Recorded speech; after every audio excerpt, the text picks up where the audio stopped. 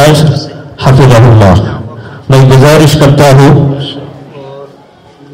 قیمتی نصیحت کے لیے ہمارے خصوصی مہمان پاکستان سے اور مدینہ منورہ سے آیا ہوا مہمان حضرت مولانا ڈاکٹر احمد علی سراج حفظہ اللہ کو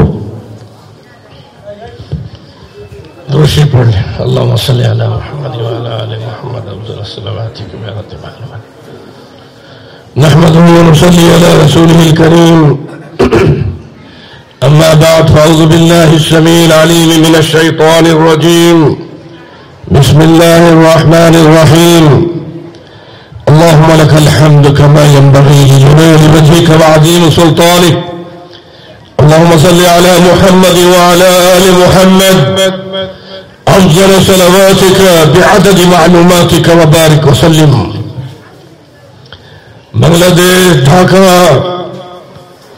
جامعہ دعوہ اور کانفرنس کا عنوان بھی دعوہ کانفرنس.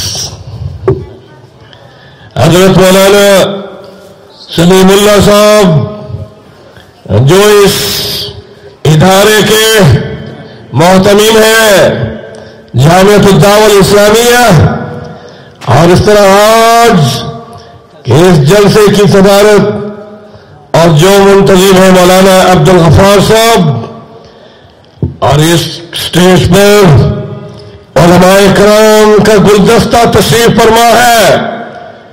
مکہ سے مولانا عبد الرؤف مکی صاحب اور انٹرنیشنل ختم نبوت موومنٹ بنگلہ دیش کے صدر امیر مولانا مفتی اسماعیل ابراہیم صاحب، مولانا بلال صاحب، اور میں کن کن کے نام لوں. جامعہ دعوہ الاسلامیہ، میں آپ کو سلام پیش کرتا ہوں کہ آپ نے ڈھاکہ میں اس گنجان آباد اس شہر میں جو چھوٹی چھوٹی سڑکیں مگر مجمع کے لحاظ سے مجمع دل فراخ کر کے بیٹھا ہے. بنگلہ دیش کی عوام، آپ کو میں مدینہ منورہ سے آیا ہوا مسافر سلام پیش کرتا ہوں. اب یہاں پر دعوی کانفرنس کے حوالے سے کیا کہو، اتنا کہو، ذرا جملہ نوٹ کرنا. اسلام کی تبلیغ میں، ایمان کی تبلیغ میں کوئی صفا کی چوٹی پر فصدع بما تؤمر کے ساتھ جب حکم ہوا تو رسول کریم صلی اللہ علیہ وسلم نے اس صفا کی چوٹی پر دعویٰ کا پہلا پیغام جو ہر نبی کا پیغام تھا وہ کیا تھا؟ یا ایھا الناس قولوا لا الہ الا اللہ. پڑھ دو زور سے. انشاءاللہ آپ دعا کریں، گلا ساتھ دے گا. ہر نبی کی دعوت کا پہلا پیغام لا الہ الا اللہ ہے. سب کو لا الہ الا اللہ. دعویٰ میں اس کلمے کو جب مکمل کرتے ہیں تو کہہ دو اشہد ان لا الہ الا اللہ واشہد ان محمدا عبدہ ورسولہ. اب میں زیادہ تشریح میں جائے بغیر یہ بتا دوں کہ دعویٰ کا یہ پیغام یہ کوئی آسان نہیں. حضور صلی اللہ علیہ وسلم کو مکہ میں بیسر سے قبل آنکھوں کی ٹھنڈک بنا کر وہاں کی مشرکین مکہ اور تمام اہل مکہ صادق اور امین کا خطاب دے چکے. مگر اس دعوت اسلامیہ میں لا الہ الا اللہ محمد رسول اللہ، اس دعوت پر حضور صلی اللہ علیہ وسلم کے راستے میں کانٹے بچھائے گئے، سر پر گندگی پھینکی گئی، آپ کو طرح طرح کے مصائب کا سامنا کرنا پڑا. 3 سال شیب ابی طالب میں حضور صلی اللہ علیہ وسلم قید و بند میں، وہ آج کی جیل کی طرح جیل نہیں تھی، اس میں مکمل طور پر کھانا پینا بند تھا، اور رسول اللہ صلی اللہ علیہ وسلم اپنی زوجہ خدیجۃ الکبریٰ کے ساتھ اور بیٹیوں کے ساتھ اور اپنے چچا ابو طالب کے ساتھ، خاندان کے ساتھ اس دعوت لا الہ الا اللہ کی دعوت پر ظلم و ستم اتنا تھا.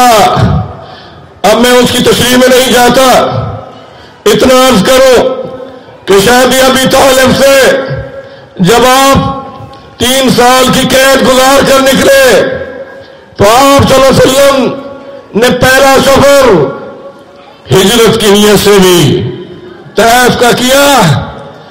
اب میں تشریح میں جائے بغیر بنگلہ دیش کی عوام آپ یہ ذہنوں میں رکھیں کہ رسول اللہ صلی اللہ علیہ وسلم پر طائف میں پتھر برسائے گئے، وہ سینہ جس کے اندر نور حق مستور رہتا تھا وہی اب شک ہوا جاتا تھا، اس سے خون بہتا تھا. وہ اپنے لطف جس کے سائے پر گلشن ترستے ہیں، طائف کے بازار میں جس پر پتھر برستے ہیں. میرے دوستو، 3 میل آپ صلی اللہ علیہ وسلم کو پتھروں کا نشانہ بنایا گیا. حضور صلی اللہ علیہ وسلم نے خود فرمایا کہ مجھے جو اذیت اور تکلیف طائف میں دی گئی، سر سے لے کر وہ خون اس طرح پاؤں تک گیا. آپ نے اور ہم نے اسلام کے لیے کون سی قربانی دی؟ ہمارے رسول صلی اللہ علیہ وسلم زخمی حالت میں ہے، وادی نخلا میں پہنچ چکے. اب جب اپنے زخموں کو دھونے لگے تو پاؤں سے جوتی جدا نہیں ہوتی تھی.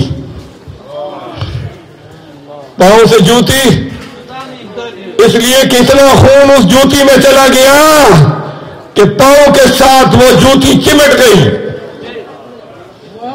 اللہ نے اس جوتی کو مقام بخشا کہ طائف کے سفر کے بعد جب جبریل آئے، فوری جاننی سخت فبیتیا نبی مکہ فنزل جبریل علیہ السلام فرج صدری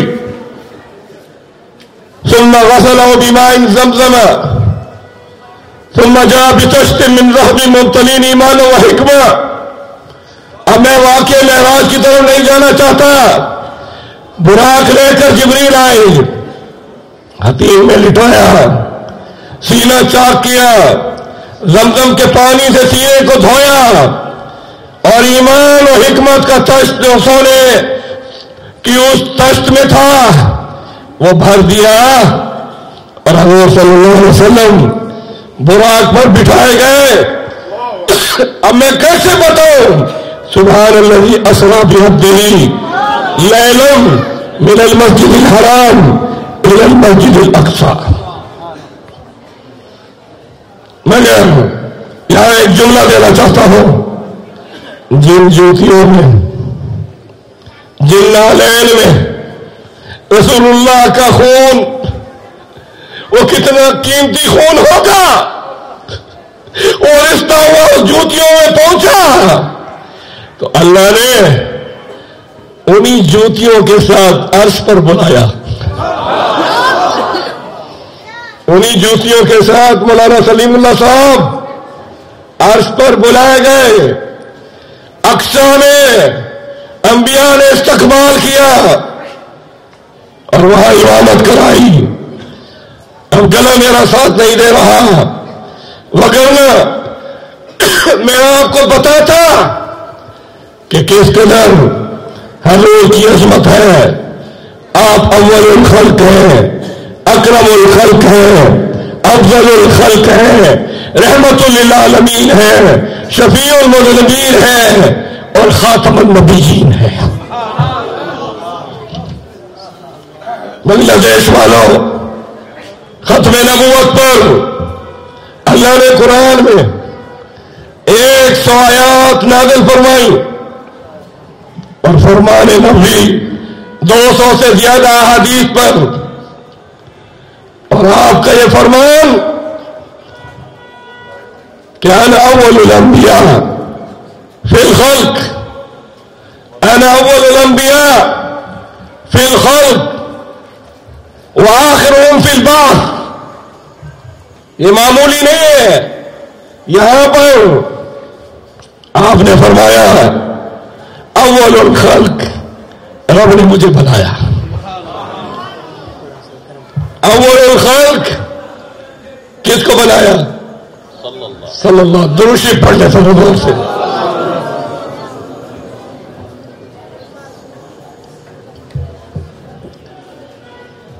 اب میں زیادہ تشریح میں جائے بغیر یہ عرض کر دوں کہ حضور صلی اللہ علیہ وسلم کتنے اونچے مقام پر تھے، مگر 25 غزوات میں آپ جنرل اعظم بن کر نکلے، 56 سرائے صحابہ کی تشکیل دے کر جہاد فی سبیل اللہ میں بھیجے، اور پھر یہ دینی مدارس، جامعہ، دعویٰ ہو یہ جتنے بھی ہیں، یہ حضور پاک نے بعثت کے فوراً بعد سب سے پہلے جو مدرسہ قائم کیا وہ مکہ میں دار ارقم تھا اور مدینہ میں اصحاب صفا کا چبوترا تھا. یہ تسلسل ہے، یہ دعوت اسلامیہ کا تسلسل ہے.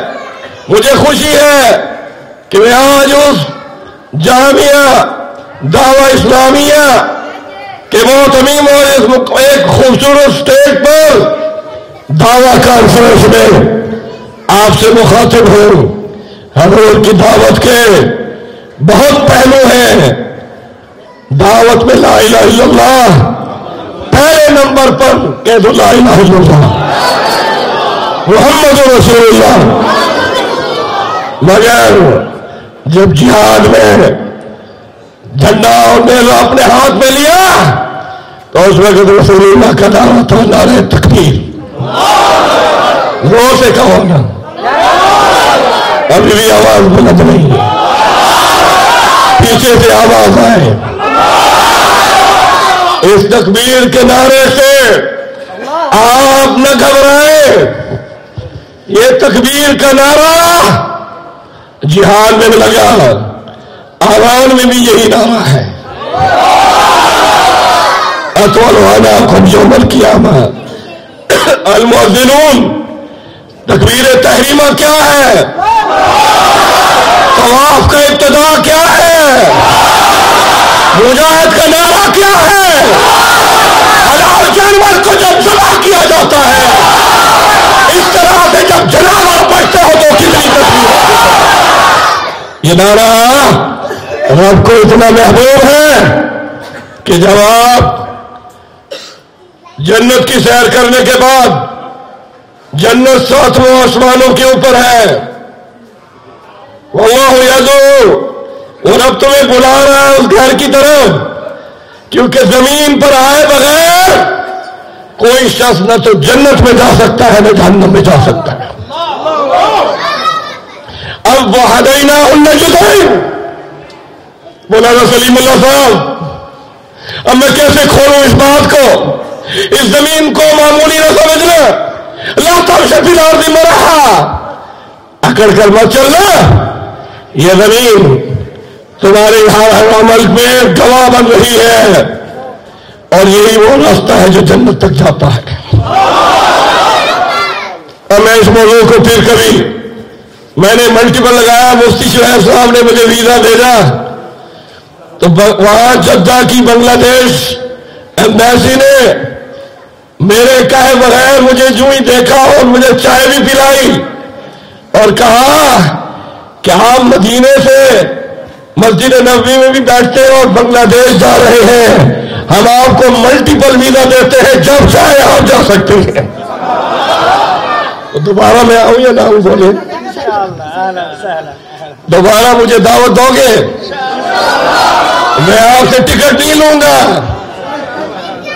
میں دنیا بھر میں مولانا عبدالحفیظ مکی رحمۃ اللہ علیہ کے ساتھ بھی کئی میرے سفر ہیں، جنوبی افریقہ، امریکہ، کینیڈا، فرانس، جرمنی اور اسپین اور یورپین یونین، تو ویسے بھی لندن میں ہمارا جو آفس ہے اس کے ٹرسٹی میرے ساتھ بیٹھے ہیں۔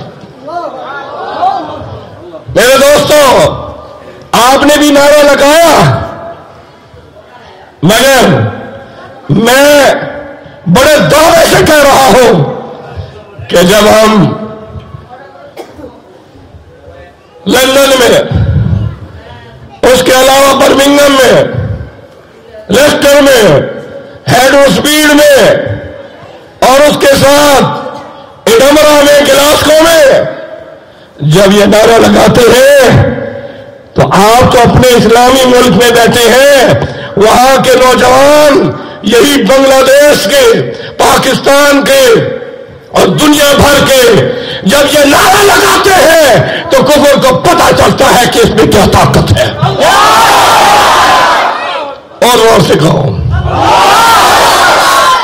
میرے دوستو، حضور کی سواری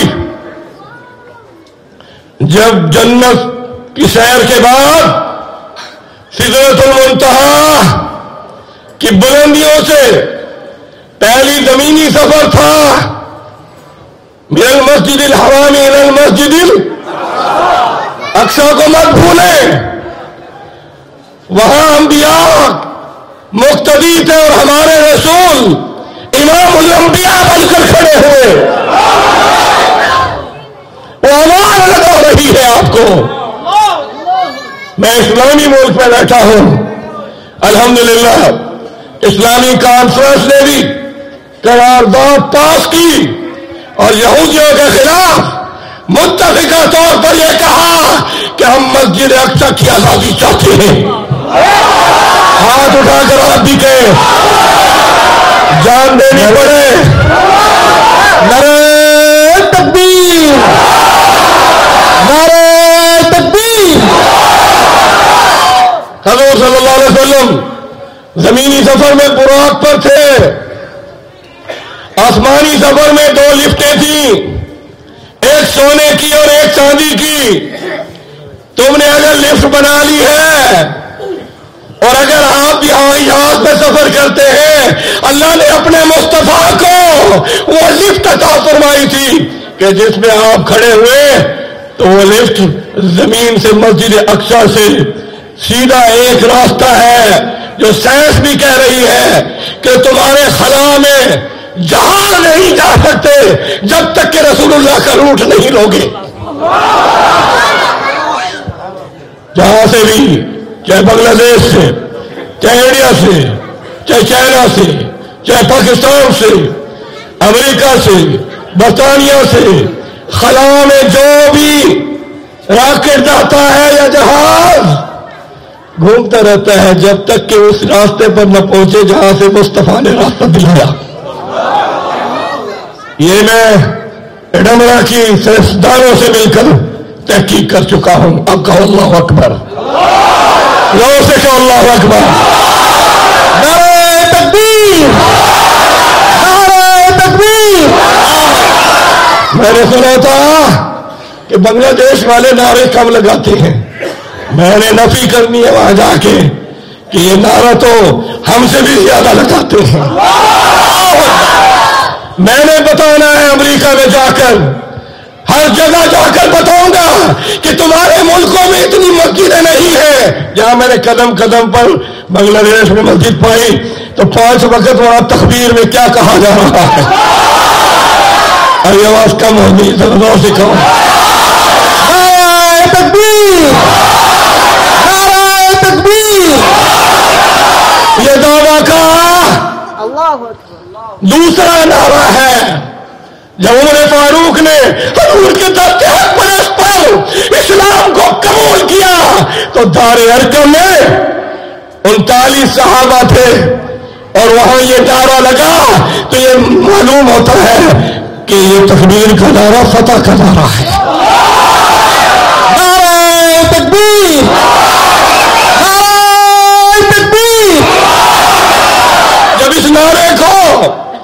ابو جہل نے دارالندوا میں سنا، لفظ کیا، کہنے لگا تو عمر قتل ہو گیا یا اسلام قبول کر چکے؟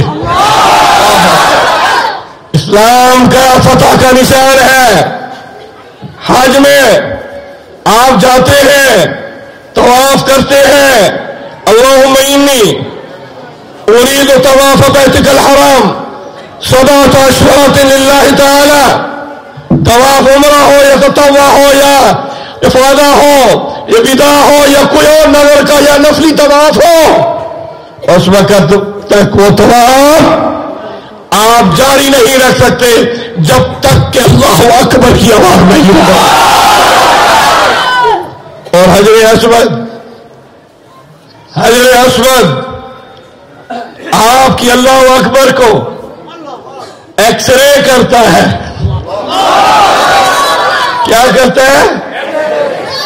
آپ حضرت بار بار، یہ تو مولانا عبدالرحمن مکی سے تو پیدا ہی وہی ہوئے، بچپن وہاں، حفظ وہاں، سب کچھ وہاں، کتنے خوش نصیب ہو کہ مکہ والے تمہارا آپ کے پاس آ گئے اور مدینہ والا آپ کو دعوت دے رہا ہے کہ مکہ اور مدینہ آؤ۔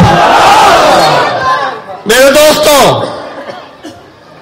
اب میں کیا بتاؤں، حجر اسود چاہے کوئی چھت پہ طواف کر رہا ہو، چاہے کوئی برآمدوں میں طواف کر رہا ہو، چاہے کوئی دور مگر اس کو دیکھ نہیں رہا، طواف کرنے والا بولو اس کو حجر اسود کو دیکھ نہیں رہا۔ وہ بہت مختصر لوگ ہیں جو بوسہ لیتے ہیں۔ استعلام کی شان یہ ہے کہ جتنے دور سے آپ یہ نعرہ لگاتے ہیں حجر اسود تمہارا گواہ بن رہا ہے، حجر اسود تمہارا، غور سے کہو، گواہ بن رہا ہے۔ شکی، حجر اسود شکی ہے، شکی سے مراد یہ نہیں، وہ گواہ ہے تمہارے لیے،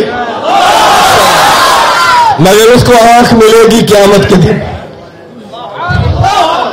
حجر اسود کو قیامت کے دن 2 آنکھیں ملیں گی، ایک زبان ملے گی۔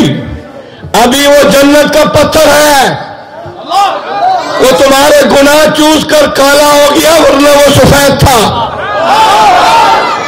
اور اس کے بعد قیامت کا دن ہوگا، کتنا بڑا مجمع ہوگا،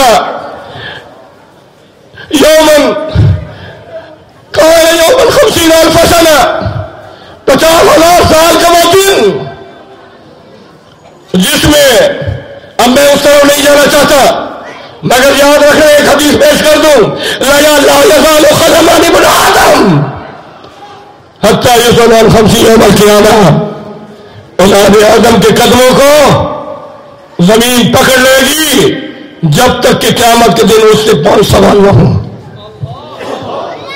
دنیا بھر کے مسلمانوں کو، بنگلہ دیش والوں، اس زمین پر چلتے ہوئے اپنا کوشچن پیپر لے لو، انوری فیما افنا، تم اپنی زندگی کہاں خرچ کی، اور شبابی فیما بلا، جوانی کو کہاں خرچ کیا، والمال من اين اكتسب، اور مال کیسے کمایا، وفیما انفقا، اور کیسے خرچ کیا، لماذا عمل فیما علم، اپنے اس علم کو جو تمہیں دیا گیا، کس کو نہیں پتا کہ قیامت آئے گی، سب کو پتا ہے قیامت آئے گی۔ میرے دوستو، اب جملہ کہیں اور طرف چلا جائے گا۔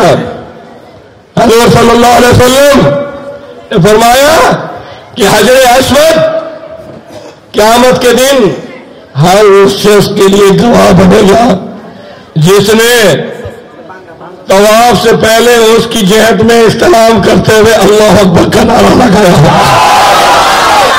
اللہ اکبر۔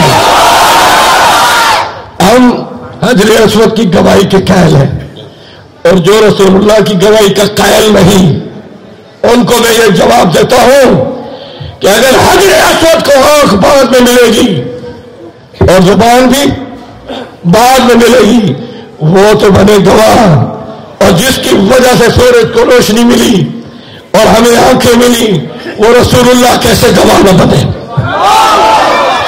وہ تکبیر پر گواہ ہوگا اور حضور سلام پر گواہ ہوں گے۔ بس ایک جملہ جس میں آپ کی تکبیر کا نعرہ چاہوں گا، اب وہ رف سواری جس میں حضور بیٹھے، رف بلندیوں پر جا رہی ہے، جبریل نیچے رہ گیا اور حضور سواری پر، ثم دنا فتدلى فكان قاب قوسين او ادنى واوحى الى عبده ما اوحى۔ ان قربت کے فاصلوں میں جبریل درمیان میں نہیں تھا، ایک معبود اور عابد کے درمیان براہ راست تبادلہ گفتگو تھا۔ موسیٰ تو کوہ طور پر جاتے تھے، اللہ نے فرمایا وہ کلیم بنا، یہ تو میرا حبیب ہے، اس کو میں نے بلندیوں پر بلا کر کلام بھی کرنا ہے۔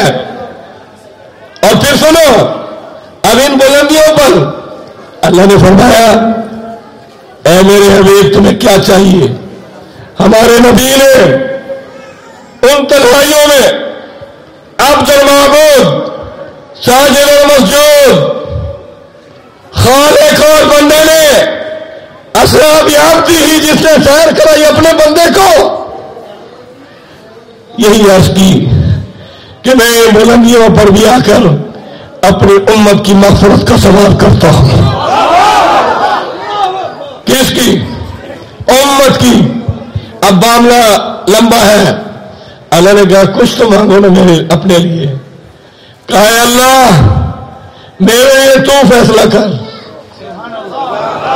زور سے سبحان اللہ پڑھو، میرے لیے تو فیصلہ کر، مگر میری وہی ایک ہی درخواست ہے کہ میرے ان بلندیوں پر آنے کے بعد عرش پر فیصلہ دے دے کہ تو میری امت کی مغفرت فرما دے۔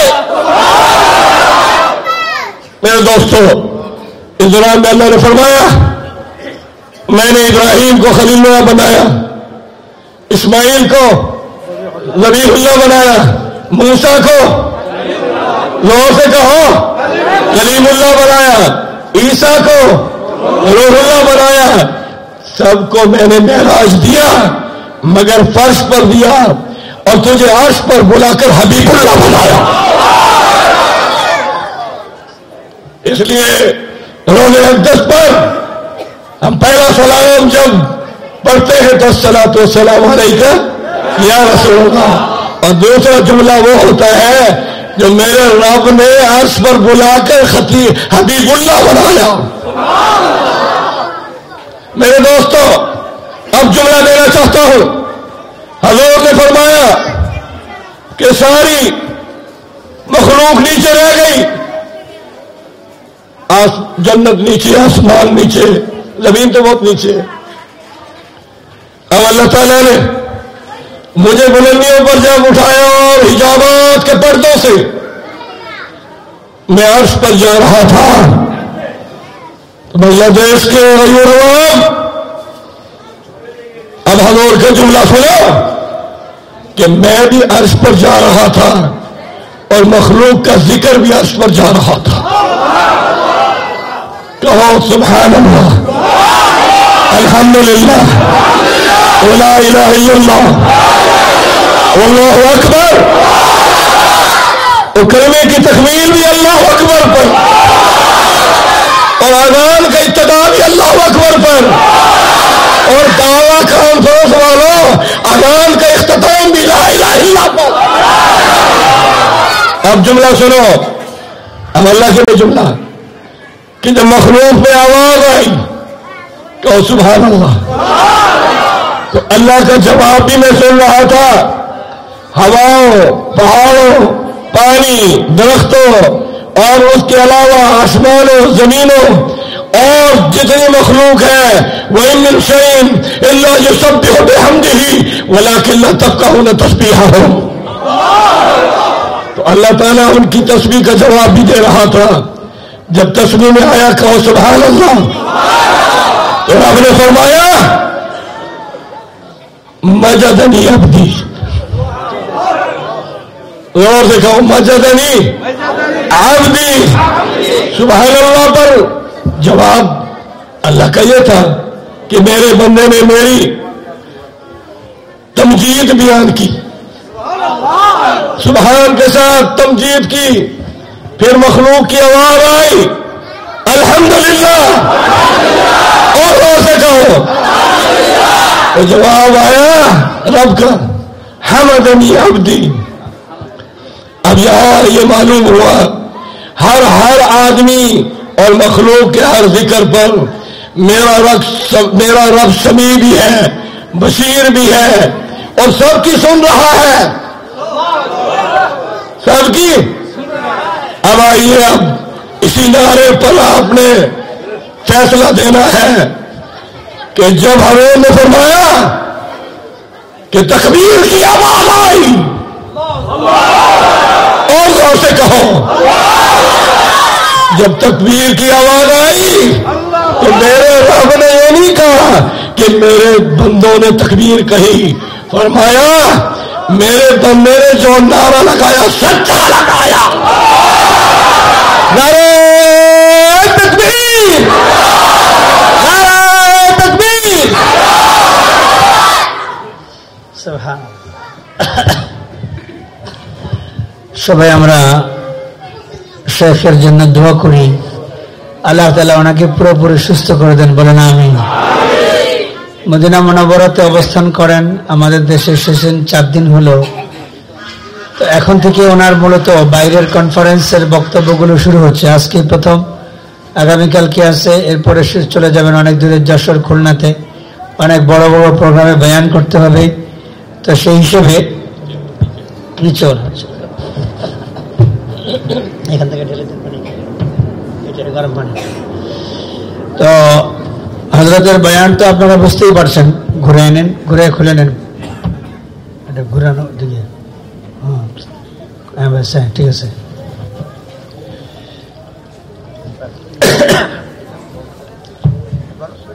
বেশি গরম না, ঠিক আছে, থাকো। তো বয়ানের অবস্থা যেটা আপনারা বুঝতে পারছেন, এটা কি তর্জমা করা সম্ভব? আপনারা ওনার সাথেই কথার জবাব দিয়ে গেছেন, মানে বোঝা গেছে যে আপনারা বুঝে গেছেন, ঠিক না ভাই? ঠিক। আর সব কথা বোঝা লাগে না, কারণ হলো যদি কথার মধ্যে নূর থাকে আর রুহানিয়ত থাকে তো আল্লাহ সুবহানাহু ওয়া তাআলা ওই নূর আর রুহানিয়তের বদলা দিলের ভিতরে আল্লাহ তাআলা নূর পয়দা করে দেন। তো সুতরাং তর্জমা করা সম্ভব না। আমরা হযরতের জন্য দোয়া করি, আল্লাহ তাআলা তাকে পুরোপুরি সুস্থ করে দেন, বলেন আমিন। এ পর্যায়ে ইনশাআল্লাহ বয়ান করবেন আমাদের মক্কা শরীফ থেকে আগত মেহমান শেখুল আরব আল আজম হযরতুল আল্লাম আব্দুল হাফিজ মক্কি নওয়ারাল্লাহু মারকাদাহ। দুনিয়া জোড়া যিনি শেখ ছিলেন, তার বড় সাহেবজাদা, সৌদি আরব মক্কার অবস্থিত সলতিয়া মাদ্রাসার সাবেক মুহাদ্দিস, ইন্টারন্যাশনাল খতম নবুওয়াত মুভমেন্ট এর সিনিয়র নায়েব আমির হযরত মৌলানা আব্দুর রউফ বিন আব্দুল হাফিজ মক্কি দামাত বারাকাতুহুল আলিয়া। হযরত বয়ান করবেন আরবিতে ইনশাআল্লাহ, এটা সংক্ষিপ্তভাবে তর্জমা করে দেওয়া হবে।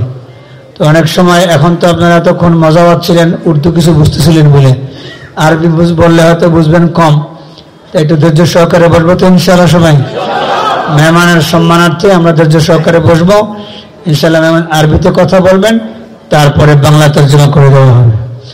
الآن نتشرف بسماع النصائح القيمة من الشيخ عبد الرؤوف بن عبد الحفيظ مكي أدام الله فيوضه علينا.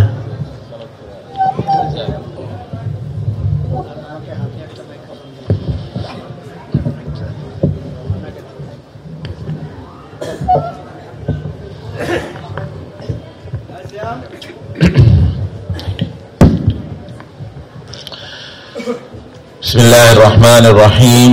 الحمد لله نحمده ونستعينه ونستغفره ونعوذ بالله من شرور أنفسنا ومن سيئات أعمالنا، من يهده الله فلا مضل له ومن يضلله فلا هادي له، ونشهد أن لا إله إلا الله وحده لا شريك له، ونشهد أن سيدنا وحبيبنا ومولانا محمدا عبده ورسوله صلى الله تعالى عليه وعلى آله وأصحابه وأزواجه وذرياته وأتباعه وبارك وسلم وتسليما كثيرا كثيرا.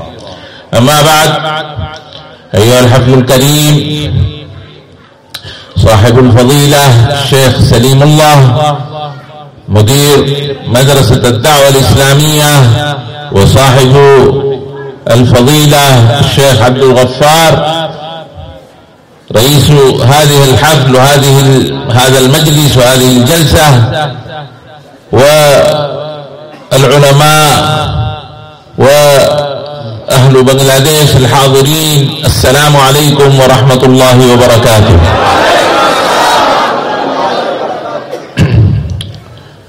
قد حضرت أنا من مكة المكرمة ومعي فضيلة الشيخ الدكتور أحمد علي سراج من المدينة المنورة، وهو الأمين العام لحركة ختم النبوة العالمية. حضرنا هنا لحضور مؤتمرات ختم النبوة ولحضور الدورات التدريبية للطلاب وللعلماء لتعليمهم كيفية حفظ العقائد ختم النبوة. وأشكر الشيخ المفتي شعيب إبراهيم على إقامة هذه المؤتمرات والدورات وغيرها من البرامج النافعة إن شاء الله لنا ولكم.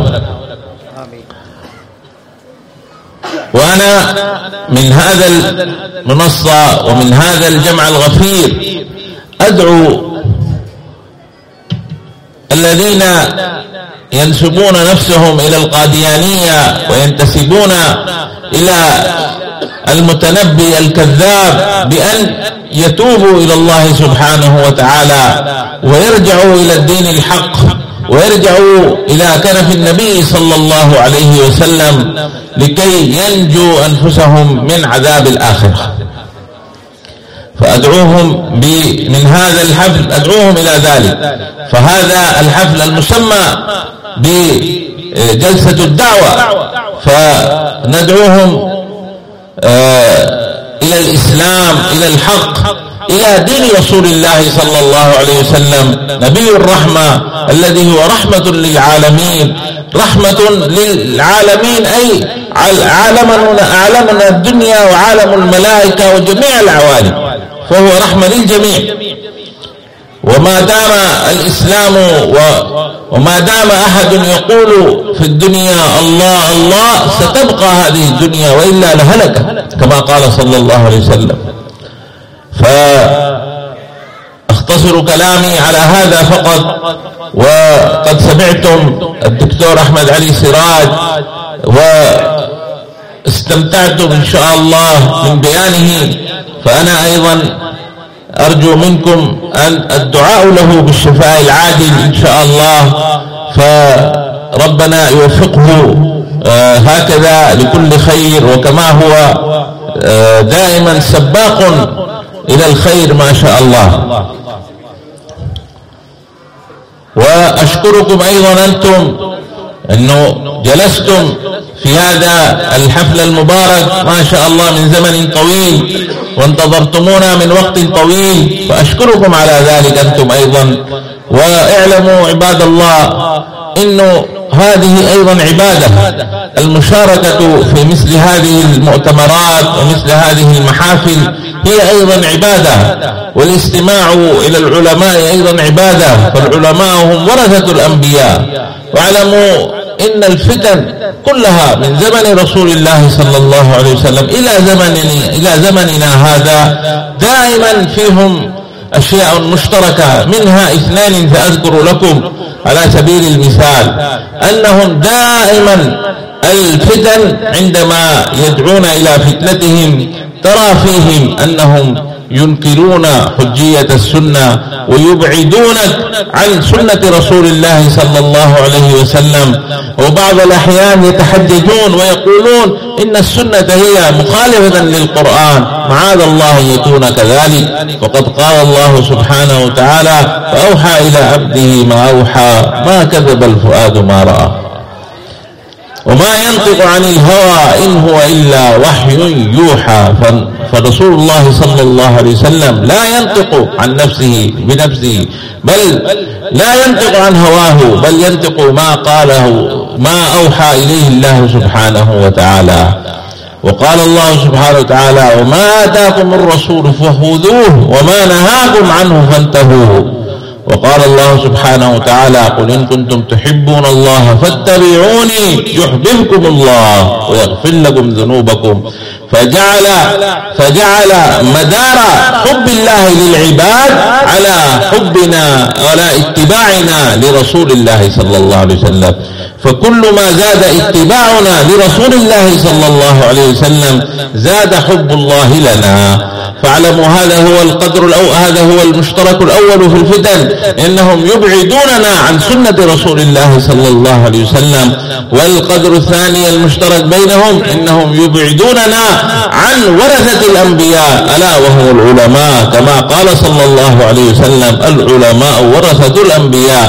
فإن الفتن وأهلها أيضا يبعدونكم ويحذرونكم دائما من العلماء، ويقولون للشريعة الإسلامية ويقولون لجهود العلماء إنها جهود بشرية قابلة للخطأ وقابلة للنقصان، فاتركوها ونرجع ونفكر من جديد ونستضبط المسائل من جديد. وهكذا إلى آخرهم كلهم يؤولون ويتأولون مثل هذه الأقوال ويقولون: اجتهدوا وفكروا بنفسكم في القرآن وفكروا بنفسكم في النصوص، يبعدونهم عن العلماء. وطبعا هذه ليس لكل إنسان أن يجتهد ويفكر ويتدبر النصوص بنفسه، فالنتيجة تكون إنه يبتعد عن العلماء ويبتعد عن الكتاب والسنة ويقع فريسة لهذه الفتن، أعاذنا الله منها.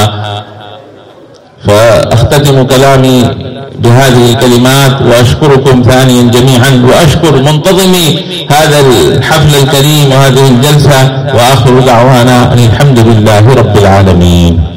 بسم الله الرحمن الرحيم. ابھی مفتی شعیب ابراہیم صاحب فضیلت الشیخ 11ویں تقریر کا ترجمہ کریں گے، مگر انہوں نے مجھے آپ کے لیے مکہ اور مدینے سے آئے ہوئے ہم ایک پیغام لے کر آئے ہیں، اور وہ امیر مرکزیہ حضرت مولانا ڈاکٹر سعید احمد عنایت اللہ صاحب، جو کہ انٹرنیشنل ختم نبوت موومنٹ کے ورلڈ کے امیر ہیں، وہ مکہ میں ہیں اور حرم مکہ میں آپ کی یہ دعا کر رہے ہیں. اور یہ پیغام ہے کہ رسول اللہ صلی اللہ علیہ وسلم 23 سال 25 غزوات اور 56 سرائے کے باوجود صحابہ کی شہادتوں کی تعداد 259 ہے. کتنے سال میں؟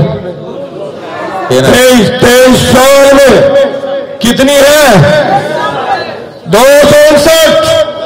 مگر ذات نبوت پر صحابہ کرام نے خلیفۃ الرسول حضرت ابو بکر رضی اللہ تعالیٰ عنہ کے مارکہ یمامہ میں وہاں گیا ہوں. اب میں مارکہ یمامہ کو نہیں توڑنا چاہتا. مسلمہ کذاب نے جب نبوت کا دعویٰ کیا تھا تو اس کے خلاف صحابہ کرام مدینے سے گئے. کہاں سے گئے؟ اور وہاں اس قبرستان میں ایک ہی مارکے میں 1200 صحابہ کرام شہید ہیں. روح سے کہا اللہ اکبر. تاج و تخت ختم نبوت. میرے دوستو، بس اسی جملے پر ابھی وہ ترجمہ کریں گے. میں جو وہاں سے آئے ہیں آپ سے عہد لینا چاہتا ہوں کہ آپ اپنے بچوں کو، نوجوانوں کو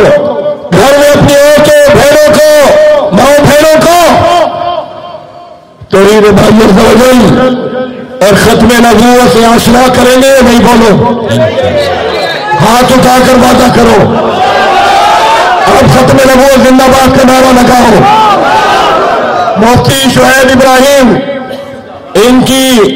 इन्होंने मरकज खत्म नबूवत बनाई है, उसमें मैंने 3 दिन हजरत शौफ में भी मौलाना अब्दुल रऊफ मक्की साहब और मैंने 3 दिन उलमा किराम को खत्म नबूवत कोर्स करवाया है। मौलाना सलीमुल्लाह साहब, आपकी खिदमत को मैं सलाम पेश करता हूं, मगर आप ये ऐलान करें कि इंशाअल्लाह जामिया दावल इस्लाम दावल इस्लामिया में खत्म नबूवत का कोर्स जब आप रखेंगे तो आप वादा करें कि आप मौलाना का साथ देंगे। चल रहा है, देखो मुबारक हो। इंशाअल्लाह ये नारा खत्म नबूवत का पूरी दुनिया में गूंजेगा। नारा तकबीर, आज तख्त खत्म नबूवत बांग्लादेश। मोहतरम मेहमान বলছিলেন যে আমরা খতম নবুয়তের তাহাফুজে, আমরা খতম নবুয়ত এর আকীদা সংরক্ষণে মক্কা এবং মদিনা থেকে আপনাদের মাঝে এসেছি এবং খতম নবুয়তের সংরক্ষণে কিছু প্রোগ্রাম আমাদের আছে। আমরা সেই প্রোগ্রামগুলোতে করব আর তারই ধারাবাহিকতায় আপনাদের মাঝে আমরা আজকে উপস্থিত হতে পেরেছি। মেহমান বলছিলেন যে দেখেন, ঈমান বাঁচানো এটা আমাদের প্রথম কাজ। কি বলেন, ঠিক না ঠিক? ঈমান বাঁচানো এটা আমাদের প্রথম কাজ। আর ঈমান নিয়ে কবর পর্যন্ত আমাদের যেতে হবে। ঈমান কি 1-2 দিনের জন্য না কবর পর্যন্ত, পুরা জিন্দেগির জন্য? পুরা জিন্দেগি পর্যন্ত, পুরা কবর পর্যন্ত, পুরা জিন্দেগি আমাদেরকে ঈমানের সাথে থাকতে হবে।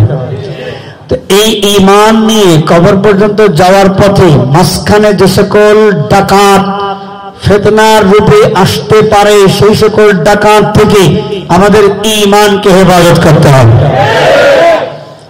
ঈমানের ডাকাত, আমি আপনি চলছি কোন দিকে? কবরের দিকে। কবর পানে চলার পথে মাঝখানে ডাকাত এসে আমার আপনার ঈমানকে ডাকাতি করতে পারে। এই ঈমানের ডাকাতের নাম ফিতনা। কি বলেন, ঠিক কিনা?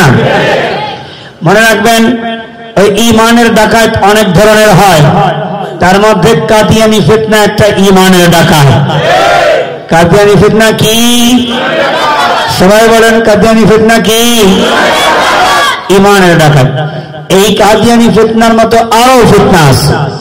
এই ঈমানের ডাকাতদের কাছ থেকে আমাদের ঈমানকে বাঁচাইয়া কবর পর্যন্ত আমাদেরকে ঈমান নিয়ে যেতে হবে, ঠিক আছে না? এখন হযরত ওয়ালা বলছিলেন, ফিতনা যাই হোক না কেন, সব ফিতনার মধ্যে আপনি 2টি বিষয় দেখতে পাবেন। একটু বুঝে নেন, ফিতনা যাই হোক না কেন, সব ফিতনার মধ্যে 2টো বিষয় একই রকম দেখতে পাবেন। তার মধ্যে 1 নম্বর হলো, সে কাদিয়ানি হোক, সাদিয়ানি হোক, শিয়া হোক, আরো যত রকমের ফিতনা আছে, লামাযহাবি হোক, আপনি সমস্ত ফিতনার মধ্যে দেখবেন যে তারা প্রথম নম্বর যে কাজটা করে সেটা হলো নবী করিম সাল্লাল্লাহু আলাইহি ওয়াসাল্লামের সুন্নাহ থেকে আমাদেরকে দূরে সরাবার চেষ্টা করে। 1 নম্বর কি? সুন্নাহ থেকে দূরে সরানো। 1 নম্বর কি? সুন্নাহ থেকে দূরে সরানো। আপনি দেখবেন যারাই ভালো ভালো কথা বলে, সুন্দর সুন্দর কথা বলে, দেখবেন তাদের মধ্যে সুন্নাত নেই। কি নাই? দেখবেন লামাযহাবীদের মধ্যে সুন্নাত আছে? নাই। আর কাদিয়ানি তো ঈমানই নেই, সুন্নাত থাকবে কেন? কথা বুঝে আসছে না? তো 1 নম্বর ফিতনা হলো, 1 নম্বর পদ্ধতি হলো, যত ফিতনাই দুনিয়াতে এসেছে সমস্ত ফিতনার 1 নম্বর বিষয় যেটা আমাদের সবাই একমত, তারা হলো মুসলমানদেরকে সুন্নাত থেকে দূরে সরাবার ষড়যন্ত্র করে। অথচ আল্লাহ রাব্বুল আলামিন বলেছেন যে আল্লাহর নবীজি যা কিছু বলেছেন তার কোনোটাই নিজের থেকে বলার নেই। কে দিয়েছেন? আওহা ইলা আবদিহি মা আওহা মা ইয়ানতিকু আনিল হাওয়া, নিজের মন থেকে কোনো কথা বলেন না। ইন হুয়া ইল্লা ওয়াহয়ুন ইউহা, যা তিনি বলেছেন তা সবটাই হলো আল্লাহর ওহী, ঠিক না? ঠিক। সুতরাং একটা ফিতনা দেখবেন, যারা বলতে চায় তারা কোরআন মানে, হাদিস মানে না, এই আহলে কোরআন নাম ধারণ করে তারা মূলত নবীজি সাল্লাল্লাহু আলাইহি ওয়াসাল্লামের সুন্নাত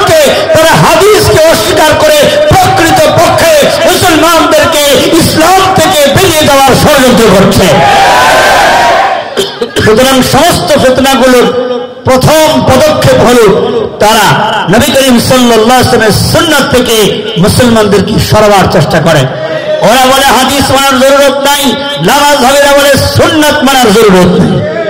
দেখবেন এর জন্য ফরজ নামাজ পড়ে সুন্নাত না পড়ে দৌড়ে চলে যায়, আছে না নাই? এক নাম্বার আরো আয়াত বলেছেন, হযরত বলেছেন কুল ইন কুনতুম তুহিব্বুনা আল্লাহ ফাত্তাবিউনি ইউহিব্বুকুমুল্লাহ। এই আয়াতে আল্লাহ রাব্বুল আলামিন স্পষ্ট করে বলে দিয়েছেন, যদি কেউ আল্লাহ তাআলার কাছে প্রিয় হতে চায় তবে তাকে অবশ্যই মুহাম্মদুর রাসূলুল্লাহ সাল্লাল্লাহু আলাইহি ওয়াসাল্লামের ইত্তিবা অনুসরণ করতে হবে, ঠিক না ভাই? সুতরাং ফিতনা যখন আসে তো প্রথম তারা এটা চেষ্টা করে যে নবীদের সুন্নাত থেকে আমাদেরকে দূরে সরায়। আমি সংক্ষেপ করলাম, আরো কথা বলেছেন আল্লাহ। দুই নাম্বার হলো এই ফিতনা যে প্রক্রিয়ায় আসে তারা কিন্তু এসে বলে কি এই হুজুরদের কথা শোনা যাবে না, ঠিক না ভাই? বলে কি হুজুরদের কথা, কাদিয়ানী যখন আপনাকে দাওয়াত দেবে তখন আপনাকে বলবে কি ইমাম সাহেবের কথা শোনা যাবে না, কোন আলেম সাহেবের কথা শোনা যাবে না, এরা ভুল পথে আছে। একই রকম তাবলীগের মধ্যে যখন ফিতনা তৈরি হয়ে সাদিয়ানী গ্রুপ হয়েছে, তারাও দেখবেন আলেম ওলামা থেকে বিদ্বেষ পোষণ করে সেখান থেকে তারা আলেম থেকে বিচ্ছিন্ন করার ষড়যন্ত্র করছে। দেখবেন আপনি এইরকম ভাবে মওদুদি ফিতনাও যারা আছে তারাও আলেম ওলামাদের প্রতি বিদ্বেষ তৈরি করার ষড়যন্ত্র করে। তাহলে ফিতনার যে প্রক্রিয়ায় হোক না কেন তারা দ্বিতীয় নম্বর যে পদ্ধতিটা করে তা হলো আম্বিয়াদের ওয়ারিস, ওয়ারাসাতুল আম্বিয়া।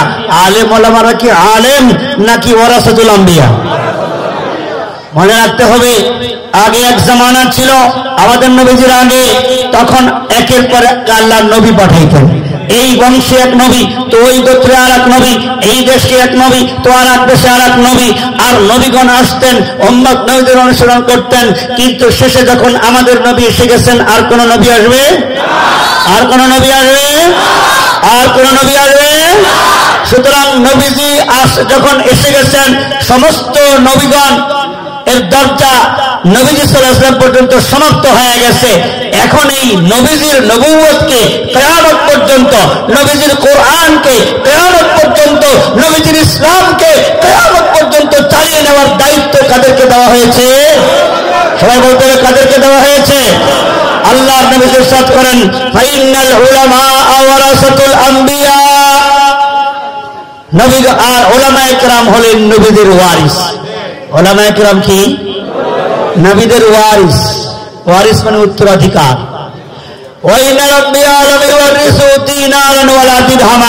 নবীগণ কোন টাকা পয়সার উত্তরাধিকার রেখে যান নাই।